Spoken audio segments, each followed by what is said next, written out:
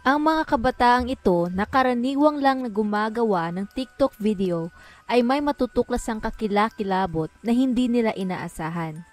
Kalaunan, ito ay magdadala din sa kanila sa mukhang anghel na lalaking may mga kakimbal-gimbal palang sikreto. Magandang araw at welcome mga kakwentuhan. Sa mga taong mahilig sa mga true stories, true crime at kakaibang kwento, please subscribe and turn on ang notification bell para lagi kayong updated sa ating mga video. At ngayon, simulan na natin ang kwentuhan. Isa sa pinakalumang bayan sa Seattle ay ang lugar ng North Admiral. Marami kang makikitang magagandang tanawin dito at maaari ka ring lumanghap ng preskong simoy ng hangin habang tumatanaw sa mga asul na baybayin ng Alki Beach. Pero noong araw ng June 19, 2020, ibang tanawin ang makakakuha ng atensyon ng mga tao roon. Nang araw na iyon, isang grupo ng kabataan ang makakadiskubre ng isang nakakakilabot na bagay. Ito ay nagsimula dahil sa isang laro at sa paggawa ng TikTok video sa pier. Naglalaro sila gamit ang app na tinatawag na Randonautica, kung saan bibigyan ka nito ng random na coordinate sa mapa kung saang lugar ka man. At pagkatapos, maaari itong puntahan ng mga user at i-explore iyon habang nagre-record ng kanilang mga makikita. Ang coordinates din na nakukuha ng mga user ay random lamang at wala itong specific na pagpaplano. Gayunpaman, may reputasyon ang app na ito sa pagdadala ng kanilang players sa mga nakakatakot na lugar minsan. At mukhang ang kwentong ito ay nagpapatunay din roon. Nang puntong iyon, ang nakuhang coordinates ng mga kabataan sa app ay ang 47.59535 North at 122.38738 West. At dinala sila ng mga coordinates na ito sa silangang bahagi ng Alki Beach Pier. Pagkarating roon, may napansin silang kahina-hinalang itim na maleta na nakalagay sa batuhan na malapit lang sa kanila. Nagsimula ang kanilang TikTok video kung saan makikita mo ang pagkasurpresa nila na makita ang maletang iyon. Siyempre, dahil sa kanilang kuryosidad, bumaba sila upang suriin ang laman nito na nagbibiro pa nga na baka may pera sa loob. Ngunit habang palapit sila sa maleta, agad nilang nasagap ang masangsang na amoy na nagmumula rito at nang nakalapit pa sila, ay lalo lang tumindi ang lakas ng amoy nito. Binuksan ng isa sa kanila ang maleta at doon na bumungad sa harapan nila ang isang bagay na binalot sa itim na trash bag. Sa takot nila, sa halip na ipagpatuloy ang pagsuri kung ano ang napapaloob sa trash bag na iyon, nagpasya silang tumawag na lamang ng pulisya. Pagkalipas ng ilang minuto, dumating ang mga otoridad sa area at di tumagal, mabilis nilang sinarado ang lugar at dineklara itong isang crime scene. Ang mga paghihinala ng mga kabataan ay tumama nga dahil ang maletang iyon ay naglalaman ng mga iilang bahagi ng labi ng tao. Bilang ang Alki Beach Pier ay isang matao at sikat na lugar, ang pag-iwan ng ganito sa pampublikong pasyalan ay sadyang nakakaalarma. Ang isang nakakapagtaka pa ay kung paano sila dinala ng Randonautica na app sa Alki Beach sa eksaktong oras na may itinapong bangkay roon. Kung iisipin mong mabuti, ang tsansang mangyari ito ay napakaliit lamang, kaya ito ay sadyang nakakamangha. Pagkatapos isinarado ng mga otoridad ang lugar para sa kanilang pag-iimbestiga, madidiskubre din nilang pagkaraan ng ilang oras lang ang iba pang mga trash bag sa area na naglalaman din ng mga bahagi ng katawan ng tao. At ang karamihan pa sa mga ito ay itinapon pa nga sa tubig. Habang ang iba naman ay natagpuan malapit sa 1100 block ng Alki Avenue Southwest na nasa bandang silangan lamang kung saan nakita ng mga kabataan ang maleta. Kalaunan, napagtanto nilang hindi lamang isa ang biktima kundi dalawang tao. At ang katawan ng mga ito ay pinagputol-putol at nilagay sa iba't ibang trash bags bago itinapon sa tubig. Noong simula, wala pang nakakatukoy ng pagkakakilanlan ng mga biktima at ang tanging bagay lang na sigurado sila ay na ang isa doon ay babae habang ang isa naman ay lalaki. Pagkaraan ng 11 days, Pagkatapos nilang maipasa ang mga labi sa King County Medical Examiner's Office, dito na nila natukoy ang pagkakakilanlan ng mga biktima. Sila ay ang 27 years old na si Austin Wenner at ang 36 years old na si Jessica Lewis. Ayon pa sa otopsiya, ang dalawa ay binugbog at binaril bago pinagputol-putol ang kanilang mga katawan. Si Austin ay nagtamo ng 7 tama ng bala, habang si Jessica naman ay nabaril lamang ng 1 beses. Tinatansya din nila na ang dalawa ay pinaslang noong June 9, 2020 na mga 10 araw bago nadiskubre ang kanilang mga labi. Mabilis rin nakuha ng mga detective ang phone records ng dalawa kung saan nakita nilang natigil ang pagtanggap at pag-transmit ng data sa device ng parehong araw bandang 7:08 ng gabi na sumusuporta pa sa teorya nila na ito ang araw ng pagpatay sa dalawa. Si Jessica at Austin ay magkasintahan at sila ay matagal nang nagsasama na mga halos 8 taon na rin, isang patunay ng matibay na relasyon ng dalawa. Kaya nang nakarating ang masamang balita sa kanilang pamilya, lubhang nagluksa ang mga ito, lalo pa nang nalaman nila ang karumal-dumal na sinapit ng kanilang mahal sa buhay. Ang pinakanahirapan pa sila ay kung paano ipapaalam sa 4 na anak ni Jessica na wala na ang kanilang ina. Sa panahon ng pagkamatay nito, siya ay nasa edad na 36 years old at bagaman ang 4 niyang anak ay mula sa dati niyang karelasyon, nagkaroon pa rin sila ng masayang pagsasama ni Austin. Inilalarawan nila itong maalagang ina, maalalahanin at mapagmahal na anak at kapatid. Ang masayahing personalidad niya ang isa sa nagbigay sigla at saya sa mga taong nakapalibot dito. Minamahal din ito ng kanyang mga katrabaho kung saan siya ay nag-aalaga ng mga taong may kapansanan. Kilala bilang Cash Money Online, si Austin naman ay ipinanganak at lumaki sa Kent, Washington. At noong kabataan niya, nag-aral ito sa White River High School. Inilalarawan naman nila itong isang taong may malakas na pananampalataya at may busilak na puso. Mahilig din ito sa kahit anong outdoor activities, country music, mga campfire, trucks at aso. Nagkakilala sila at nahulog sa isa't isa ni Jessica noong taong 2012 at para sa kanya, ito ang pinakamahalagang bagay sa buhay niya maliban pa sa kanyang pamilya. Kahit pa mas nakakabata siya sa kanyang nobya ng 9 na taon, hindi ito nag-atubiling akuin ang responsibilidad sa 4 na anak ni Jessica at tulungan siyang alagaan ang mga ito. Kasabay nun, inaalagaan rin niya ang kanyang nag-iisang anak mula sa dati niyang karelasyon. Ang parehong pamilya ng dalawa ang naging saksi sa kanilang masaya at matibay na pagsasama kung saan buong-buo din ang natatanggap nilang suporta mula rito.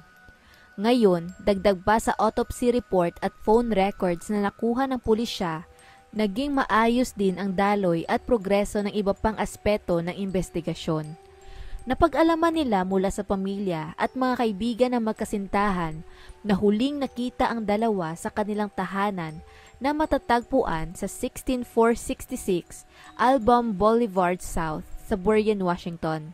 At hindi rin ito kalayuan sa Alki Pier kung saan itinapon ang kanilang mga labi. Kagaya ng karamihan, hindi pa kaya ni na Jessica at Austin na bumili ng sarili nilang tahanan. Hindi rin nila kayang magrenta pa ng buong bahay, kaya nanuluyan muna ang dalawa sa pinapaupahang kwarto ng kanilang landlord. Ang bahay na iyon ay pinagmamay-ari ng 63 years old na lalaki na nagngangalang Michael Lee Dudley. Sa simula pa lang, kinutuban na agad ang mga officer na may kinalaman ito sa pagkamatay ng dalawa.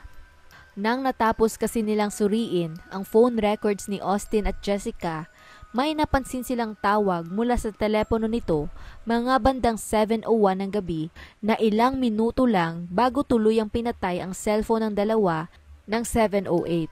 At ang tinawagang numerong ito ay walang iba kundi ang landlord nilang si Michael. Maliban pa doon, napag-alaman din nila na may tumawag sa 911 ng parehong gabi na nagmula sa mga kapitbahay ni Michael. Pagkatapos kasi nilang makarinig ng sigaw ng isang lalaki, Nagsasabing pakiusap wag mong gawin ito at nagmamakaawa para sa kanyang buhay. Ang mga kapitbahay ni Michael ay nakarinig di umano ng ilang putok ng baril kaya napatawag sila sa 911. Pero nang dumating ang mga pulisya roon, nakapatay na ang ilaw sa bahay at mukhang wala ring tao sa loob. Dahil doon, hindi na sila nag-imbestiga pa at umalis na lamang. Gayunpaman, pagkaraan ng isang oras, nang dumating ang isa sa mga bagong tenant ni Michael sa bahay, hindi lamang muling naka-on ang ilaw, bagkus nandoon pa nga si Michael upang batiin siya sa pinto. Nagkaroon din ito ng pagkakataong masilip ang isang kwarto at naaalala niya na parang may nakita siyang hugis tao sa ilalim ng mga nakatambak na damit. Mukhang may dugo rin sa kamay nito, ngunit hindi na ito gumagalaw. Nang tinanong niya si Michael kung ano ang nangyari, sumagot lang di umano ito na gumana ang kanyang baril at yung isa hindi. Pinayuhan din siya nito na wag nang makisali at umakyat na lamang at may kinakailangan pa raw siyang ligpiting kalat. Hindi naman alam ng mga otoridad kung bakit natagalan itong ipaalam sa kanila ang kanyang nakita o baka ito ay dahil sa shock, pero sa ganoong kaimportanteng impormasyon, malaking ebidensya ito na nagpapakita ng involvement ni Michael sa pagkapatay ni Jessica at Austin. Base sa impormasyong kanilang nakalap at natuklasan, nakakuha sila ng search warrant upang halugugin ang tahanan ni Michael Dudley. August 19, 2020, inaresto nila ito kasabay ng pag-abot ng search warrant sa kanya na ikinagulat naman ng publiko. Para kasi sa kanila, si Michael ay hindi ang tipo ng taong makakagawa ng ganoong kabrutal na krimen, lalo't pat mukha itong mabait at palakaibigan.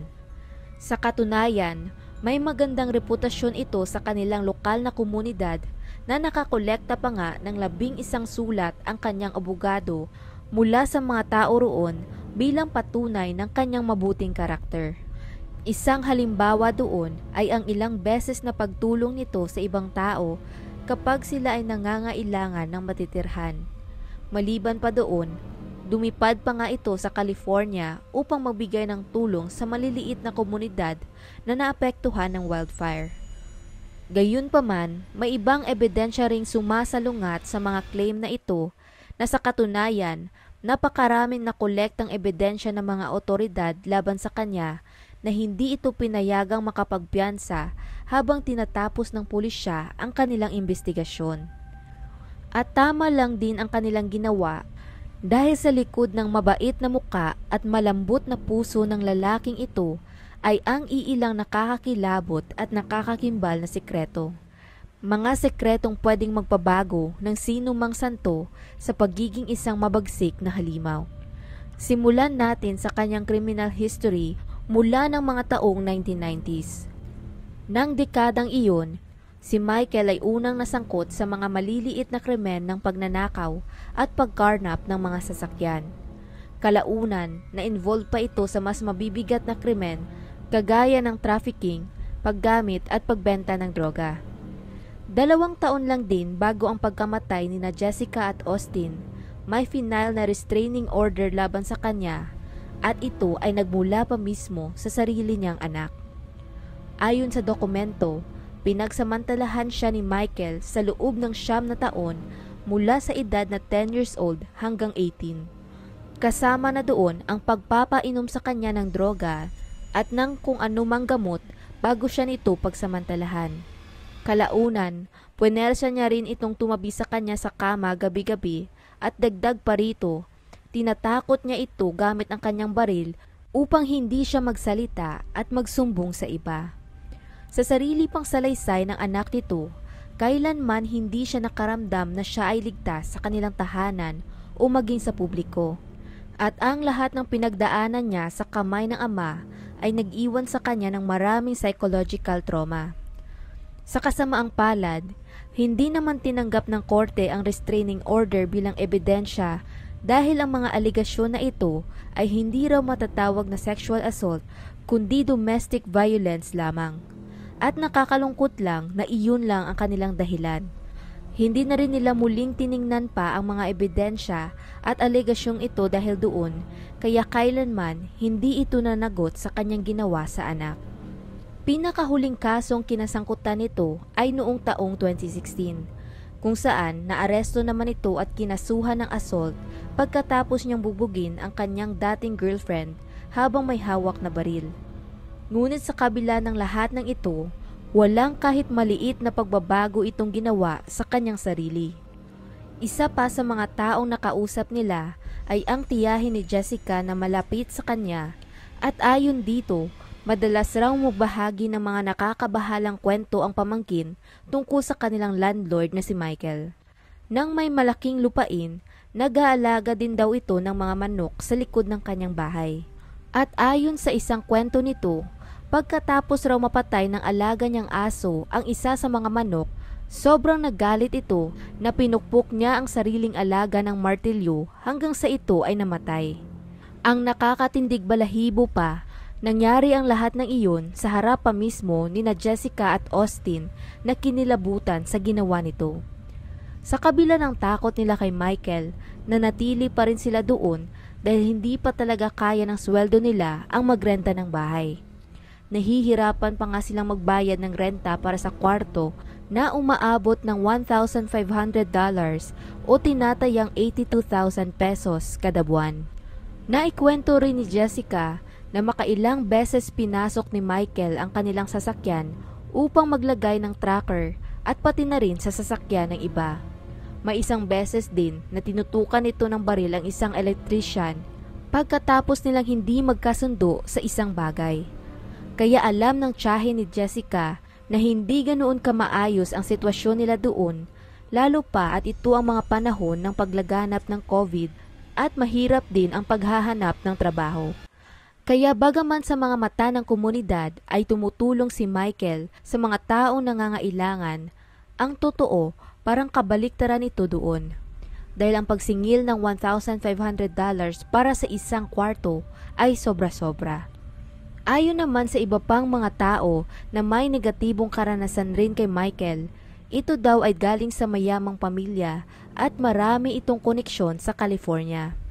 Madalas din itong magkwento tungkol sa kanyang pagnanais na patayin ang kanyang mga kapitbahay at iba pang mga tao.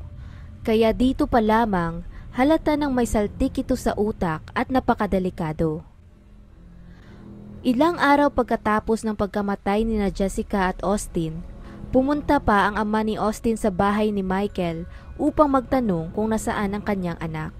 Ngunit wala siyang napalaroon dahil sinagot lang siya nito na hindi na raw sila umuupa doon at ang dalawa ay lumipat na ng ibang bahay. Siyempre, hindi niya iyon pinaniwalaan kaagad dahil kilala niya ang anak. Alam niyang magsasabi ito sa kanya kung may gagawin siyang ganoong kalaking bagay. Ang dumagdag pa sa kanyang hinala na parang may mali ay nang may nakita siyang mga iilang damit sa basurahan na nang sinuri niya ay nadiskubre niyang mga damit ni Austin. Maliban pa doon, alam niyang nahihirapan sa pera ang dalawa kaya para umalis sila at iwan ang lahat ng kanilang gamit ay parang kabaliwan. Pagkatapos ng pagkaaresto ni Michael, sinearch ng mga crime scene investigator ang buong bahay at may nakita silang mga butas mula sa bala, basyo mula sa 9mm na pistol at dugo sa parehong kwarto na sinabi ng isang tenant na may nakita siyang dugo ang kamay. Ang pader din ng kwartong ito ay halatang bagong pintura lamang at masisinghot mo rin ang amoy ng bleach mula sa sahig, kaya masasabi mong sinubukan niyang linisin ng maigi ang lugar. Sa mismong gabi ng kanyang pagkaaresto, in-interview din ito agad ng pulisya at ayon sa kanya, nanuluyan daw sina Jessica at Austin sa kanyang bahay noong panahon ng quarantine. Inamin rin niya na ang kwartong bagong pintura ay ang parehong kwartong inuupahan ng magkasintahan. Dagdag pa rito, nagtalo din daw sila dahil hindi na nila nabayaran ang renta ng buwan na iyon. Nang tinanong naman siya tungkol sa dugo sa kwarto, nagpaliwanag itong nasugatan raw si Jessica nang nakaraang linggo bago sila lumipat. Gayunpaman, hindi niya maipaliwanag ang mga butas mula sa bala at mga basyo nito na nakita rin doon. kaya kinailangan niyang manatili sa kanilang kustodiya. Nagsimula ang paglilitis ng kaso noong October 22 kung saan ang kanyang mayamang pamilya ay sinubukang pang-ibenta ang bahay 4 na buwan lang pagkatapos ng pagpatay nang hindi dinidisclose ang tunay na nangyari doon. Ilang saksi rin ang nagsalita laban kay Michael at kasama na roon ang bago niyang tenant na kakalipat lamang ng mismong gabi ng pagpatay. Ayon sa kanyang sinumpaang salaysay, nakita niyang may mga galos si Michael at mukhang nasira din ang salaming suot nito. May nakita rin siya mga baril sa lababo sa loob ng banyo. Patay naman sa mga phone records, nakita roon na ang telepono ni Michael ay malapit sa West Chateau-Algae Beach noong June 18, 2020, kung saan natagpuan ang maletang naglalaman ng mga labi ng biktima ng sumunod na araw. Gayunpaman, ang kampo ni Michael ay hindi rin nagpatalo sa prosekusyon. Iginiit nila na ang mga presentang ebidensya ay hindi mapagkakatiwalaan at sadyang pinili lamang ng prosekusyon upang tumugma sa salaysay ng mga saksi. Dagdag pa rito, imposible din daw malaman ang eksaktong lokasyon ng isang tao base lamang sa mobile phone pings. Hinighlight din nila na ang pag-iimbestiga ng blood expert sa bahay nito ay wala ring kinahinatnan na malakas na ebidensya. At na maliban pa sa konting bahid lang ng dugo ni Austin, wala na silang iba pang nahanap kahit pa sa sasakyan nito. Ang firearm experts naman ay sumang-ayon din daw na ang 3 balang natagpuan sa kwarto ay hindi tumagos sa katawan ng tao. Pero syempre, ang prosekusyon ay may hawak ring malakas na ebidensya. At kasama pa ng kanyang criminal history, phone records ni na Jessica at Austin, salaysay ng mga saksi at ng sarili niyang mga sagot sa interogasyon ng pulisya, wala nang takas pa si Michael. Pinatay niya ang magkasintahan dahil lang sa hindi nila kayang bayaran ang upa ng buwan na iyon na ikinagalit niya ng lubos. Sila ay nagkaroon ng alterkasyon na kalaunan ay humantong sa pagbaril niya sa dalawa hanggang sa pagputol-putol ng kanilang katawan at pagtapon nito sa Alki Beach upang subukang pagtakpan ang nagawang krimen. Sa huli, pagkaraan ng isang araw na deliberasyon ng mga hurado, noong December 8, 2022, natapos din ang 2 buwang paglilitis at si Michael D. Dudley ay napatunayang guilty sa 2 counts ng kasong second-degree murder. Siya ay nasentensyang makulong ng 46 years at 8 months noong March 10, 2023. Bagaman ang hatol na ito ay taliwas sa nais ng pamilya ni na Jessica at Austin na umaasa sanang makatanggap ito ng parusang panghabang buhay na pagkakakulong, tinanggap na lang din nila ito kalaunan. Umaasa rin sila na sa pagkakakulong ni Michael, makakapagsimula na rin silang mag-move on at maghilom sa iniwang sugat ng trahedyang ito. Ang mahalaga, nasa likod na ng rehas ang demonyong kumitil sa buhay ng magkasintahan at malaki rin ang tsansang hindi na ito makalabas ng buhay mula sa kulungan pagkatapos ng kanyang sentensya. At hanggang dito na lang ang kwento natin sa ngayon. Anong masasabi ninyo sa kasong ito? Kung nagustuhan nyo ang video na ito, please like, subscribe at i-check nyo na rin ang ating channel para sa iba pang mga kwento. Muli, salamat sa inyong pakikinig at hanggang sa susunod mga kakwentuhan.